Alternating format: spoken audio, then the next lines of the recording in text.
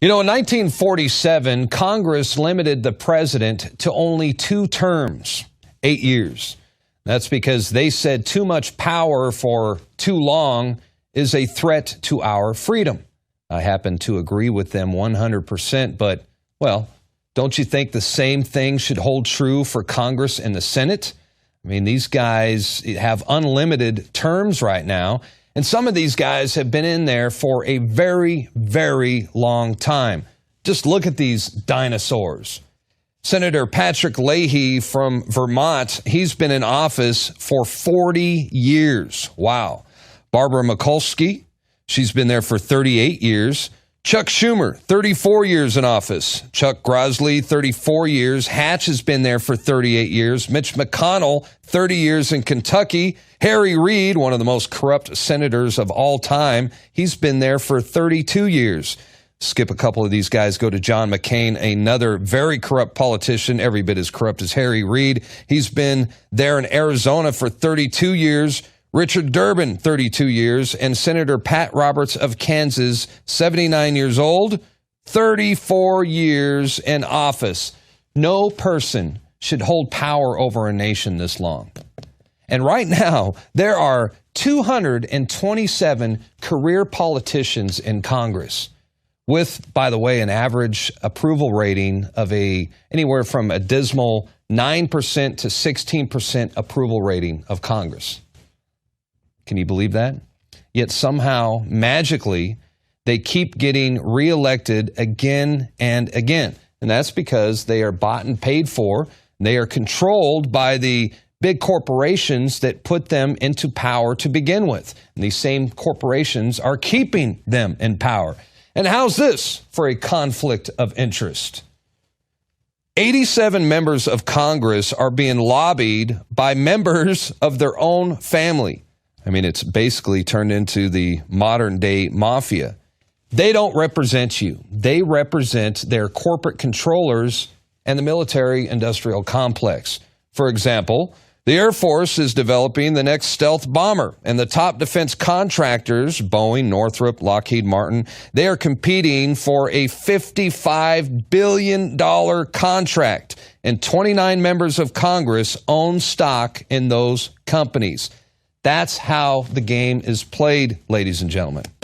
And, you know, I want to give you a typical example of how Congress works. And this is one of many, many examples I could give you, but here's just a stereotypical example of Congress, all right?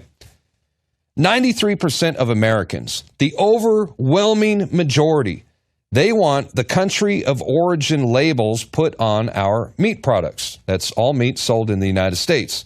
Makes sense to everyone, right? Of course, we want to know where our meat came from. You know, we want to know if it was shipped in from China, if it was shipped in from Mexico. We have a right as consumers to know the country of origin. But the foreign countries that sell us their meat products, they don't want us to have labels on our meat. So the U.S. House of Representatives voted 300 to 131 to take the labels off our meat. And that's because Congress doesn't care about you. They no longer represent the will of the American people. I think most of us know that by now, but well, what the hell are we going to do about it, right? Well, what if I were to tell you that there is something that we can all do about it?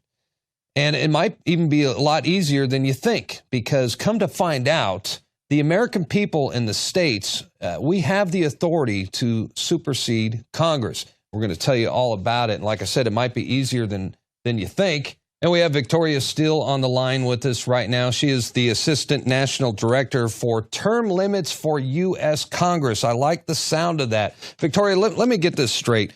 We can add a term limits amendment to the Constitution, am I right? And there's nothing Congress could do about it? That is absolutely correct, and that's exactly what we're working towards. That is awesome, and I think a lot of folks are going to think it sounds too good to be true. Why don't you tell us how it's possible? I know a lot of people are going to say that Congress will never stand for something like this. They always pretend that they're going to, that it even campaign saying that they're going to go for term limits, but it never happens. How is it going to become possible this time? Well, our founding fathers were geniuses. They left us an escape hatch.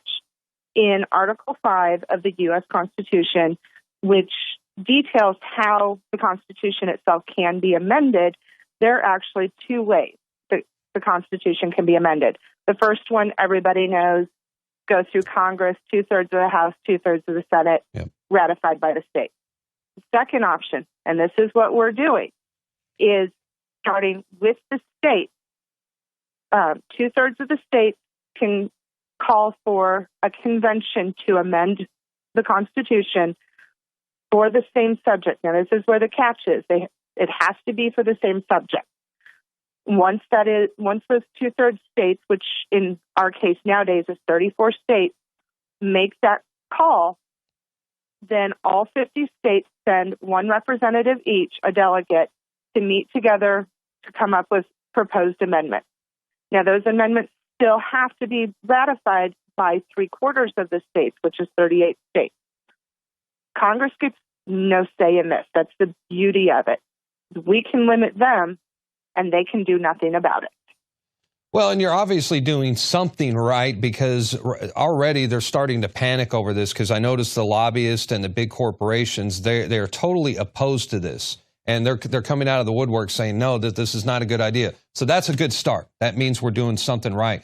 But also, I think this is revolutionary right now, because right now we have social media. We've got Facebook, we've got Twitter, and we can get the word out. And by the way, your webpage is fantastic, and I know that I would like them to pull that up right now. I invite everybody to go to the webpage where they could sign the petition.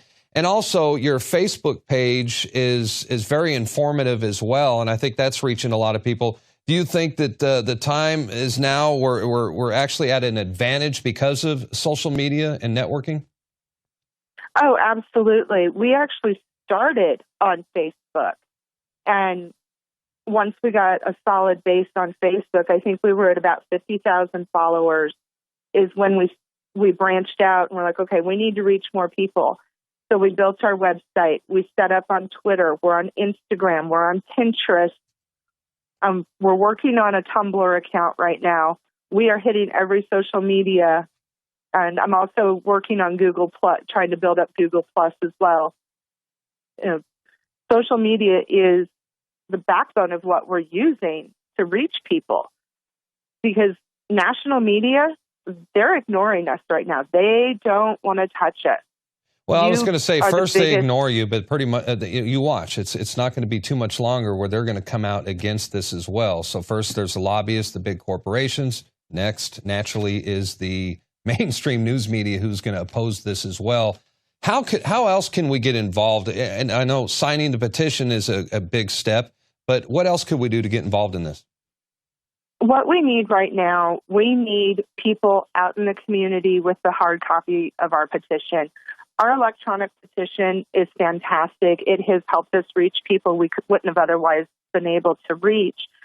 But those hard copy signatures, pen on paper, actually carry more weight with state legislatures than the electronic petition. We need people in all 50 states carrying our petition and going to people that they know. If we have 136,000 followers on our Facebook page. If we could get just everybody on our page to fill out one page of our petition, which is 15 signatures, that would put us so much closer to our goal. The more that we can get, the faster this is going to happen. Well, it only takes, I was just going to say, it only takes a couple minutes of everybody's time. And I know a lot of people are thinking to themselves, probably not our audience for the most part, but there are folks out there that are going to say, look, this is what the whole election process is about. If you don't like the candidates, or if you don't like the incumbents, if you don't like these guys in office, vote them out. Why is that not a good idea? Let me point something out as far as voting goes. And this is, what most people don't seem to grasp. There are 535 members of Congress. You, me, my next door neighbor, everybody gets to vote on exactly 3 of those members in Congress. You get to vote on your 2 senators and your 1 representative for your district. Congress has right now, as of today, I believe, and I didn't double check my figures, but 14% approval rating. Well, no, and it does average, and I said before you came on, they average anywhere from a dismal 9% to a whopping 16%. And that's because we know that they're owned and controlled by the big corporations that put them in there to begin with, the military-industrial complex. They're also making money while they're in there. I was shocked to find out. I can't say I was shocked, but I'm not really surprised. But the average net worth of a U.S. senator goes up $1,600,000 annually. So every year they profit as well. So it's almost like they're getting commission because the big corporations are no doubt they're profiting. The military-industrial complex, they're profiting. And then their guys that they put into place, these congressmen and these senators, they're getting commission off of these deals as well.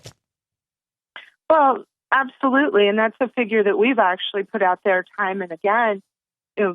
Another figure that plays heavily into, there's a 96% reelection rate for incumbents in Congress. 96% with a 14% approval rating. That's a big disconnect.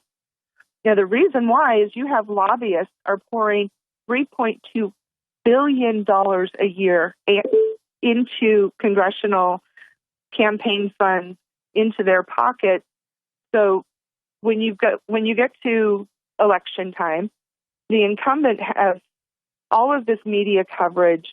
They have all this money to spend, and a challenger coming in has very little money. There's a huge imbalance in the amount of coverage. The average American voter, those people who do go out and vote, which is dismally small numbers at this point, 80% admit to voting either based on recognizing the name on the ballot, their party line, they're either strict Democrat, strict Republican, or based on the commercials they see on TV or, the signs on the corner. And whoever has the most money can put out the most signs and the most commercials. No, you're absolutely right. And I also noticed you had a figure on there on your Facebook page comparing to how much Boehner, for example, how much he spent on his elections compared to these guys that were running against him. And it was night and day. I mean, just millions and millions of dollars. So it's virtually impossible to run against these guys. It is. It is impossible. And because of that, in the 2014 election, 58% of the incumbents ran unopposed in their primary.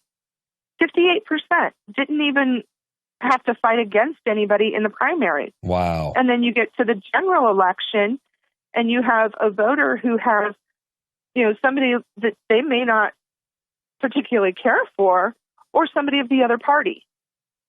Wow. It's a catch-22. They're between a rock and a hard place. They're going to vote the party line. And you get the incumbent back in the office. All right.